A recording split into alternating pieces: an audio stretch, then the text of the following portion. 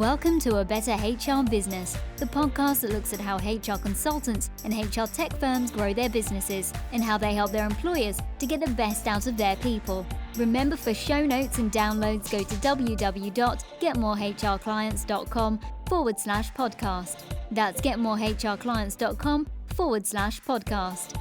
Okay, let's get started. Hi, thanks for joining me today.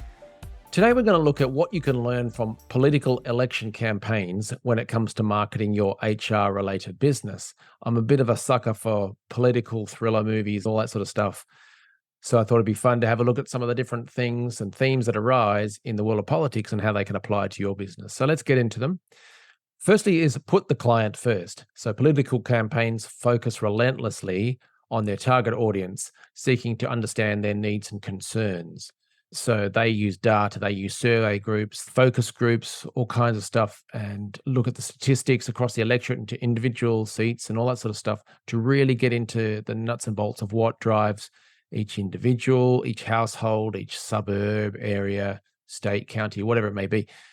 And they really understand what are their needs, wants, fears, all that kind of stuff. And so for you running an HR business, it's crucial to understand that kind of stuff. What is driving them? So an HR admin person will have very different needs to the director or VP of HR, right? The admin person who's swamped with paperwork and people doing stuff late, all that kind of stuff is driving them crazy. Whereas the leader of the actual HR function has a much more strategic vision and this big picture sort of thing. The CEO of that business, again, will have a different thing, which might be around strategic imperatives, maybe wanting to leave a legacy, all that kind of stuff. So at the individual role level and at the company level, at the industry level, at the region or geographic level, you've got all these different things. So it's important to learn from the election campaigns that understanding your target market and slicing and dicing, that's just so important and so powerful for you when you want to market and grow your business. Next one is developing a clear message. So political campaigns often have a central message that they use to rally supporters and differentiate themselves from their opponents. The yes, we can and all this sort of thing. I think back to Bill Clinton before he was president, I think he had something on his desk that said, it's the economy, stupid.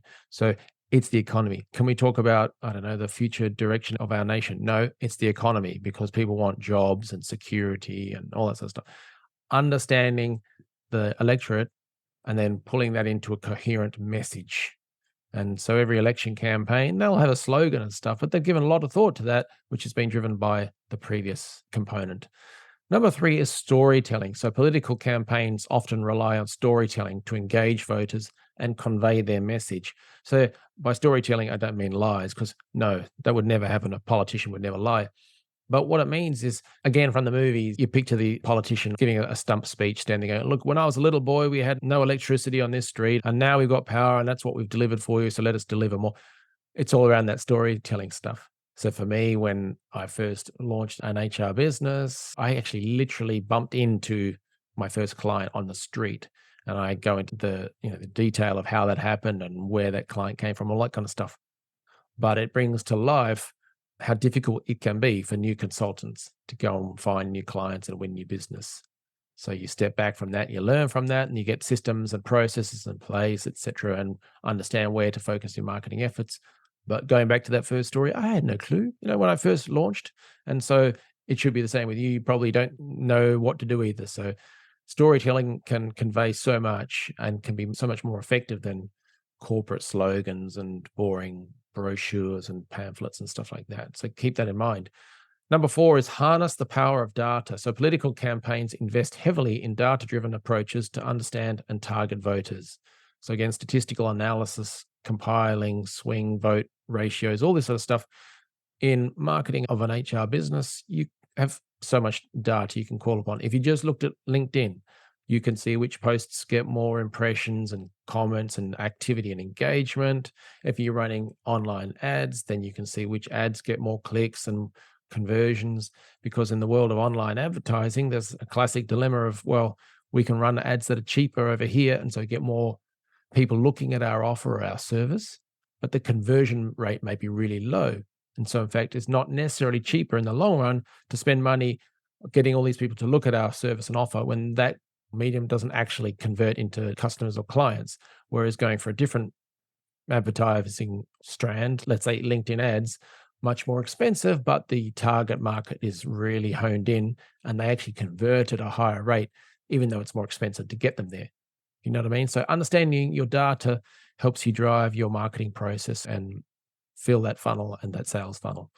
The next one, leveraging social media. Political campaigns have been quick to adopt social media as a way to reach and engage voters.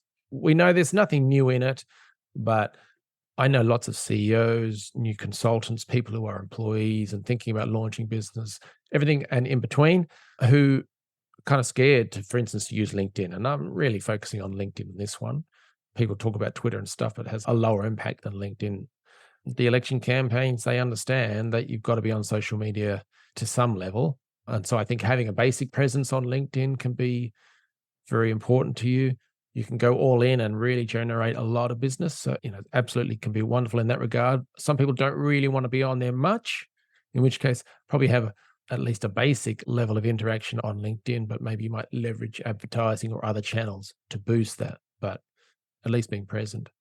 Number 6, focusing on relationships. So political campaigns recognize the importance of building relationships with voters, influencers, and other stakeholders. And I'm sure that's all genuine and they mean it from the heart. But for you and I in the business world, your relationships are everything. And typically the number one source of new business for new consultants, new businesses comes from your network, from your referrals, from your old bosses and contacts and things like that. So don't just think you have to go into the whole, I'm going to post stuff on LinkedIn or send lots of emails or run lots of ads and forget about my network, because you'll be missing out on a huge opportunity there. Number 7, investing in expertise. Political campaigns often attract talent from a range of fields, including marketing, data analytics, and communication. So absolutely, if you get the opportunity to get outside external advisors, experts, whatever it may be, to support you as a HR tech company or as a consultancy in the HR space, or even as a new solo consultant, do call upon that.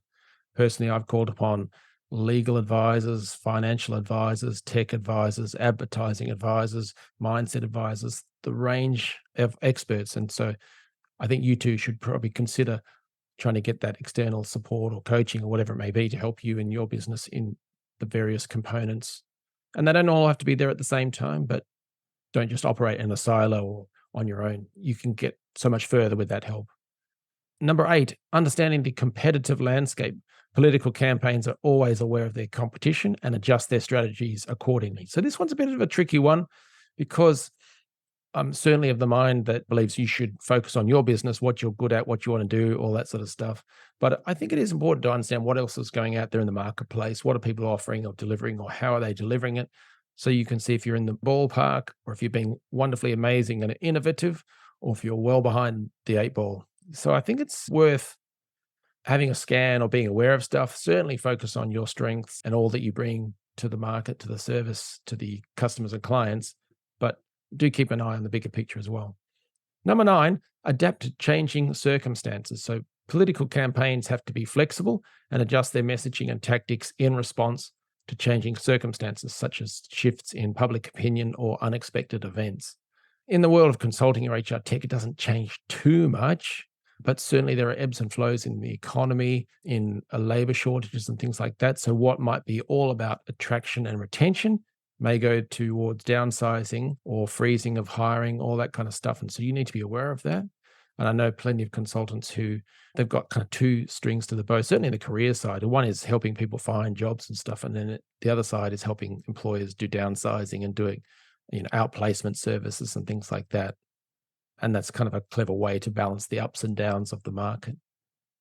Number 10 is leverage influencer marketing. So political campaigns often rely on endorsements from high-profile individuals or organizations to build credibility and reach new audiences. So the classic is trying to call upon a union to endorse a candidate or endorse the party. But in our world of HR business, this is one of the key elements that we do with our clients, particularly through the HR Business Accelerator and with our client work, is we're always looking, how can we partner you up? And sometimes that's partnering with existing clients of ours, team you up so that you can extend your network. So if you two, as in business A, business B, can join forces deliver some marketing or services or education, whatever it may be, do it together.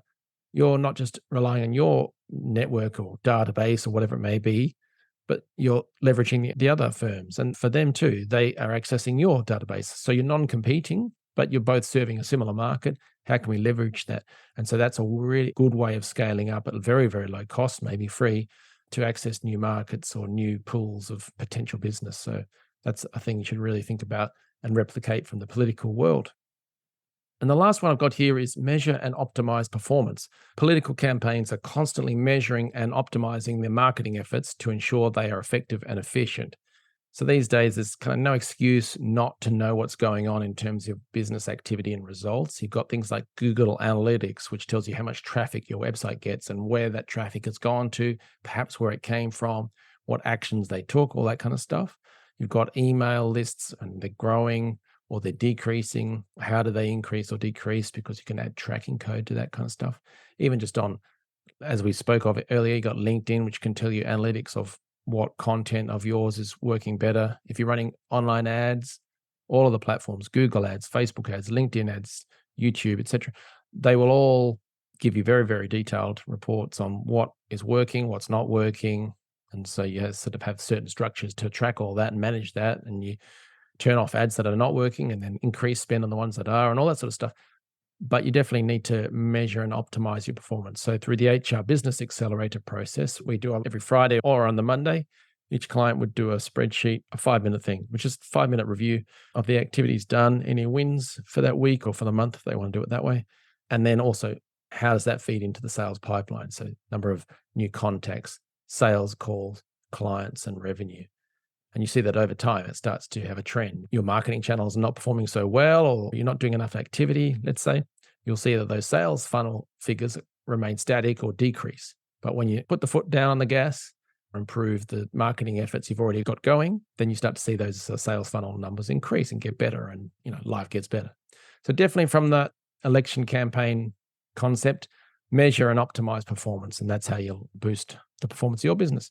So there you go. There's a bunch of different lessons we can learn from our political masters, whoever they may be, but let's try and apply the good stuff to improve the performance of our business. As always, you can find me here on LinkedIn or find me on the website, newsletter, etc., or on the podcast, A Better HR Business. Thanks for listening, and we'll see you next time. Thanks for joining us today on A Better HR Business, the podcast that explores the world of HR consulting and HR tech businesses. For show notes and downloads, go to www.getmorehrclients.com/podcast. That's getmorehrclients.com/podcast. Remember to subscribe and share the show with any friends who are busy growing a HR business.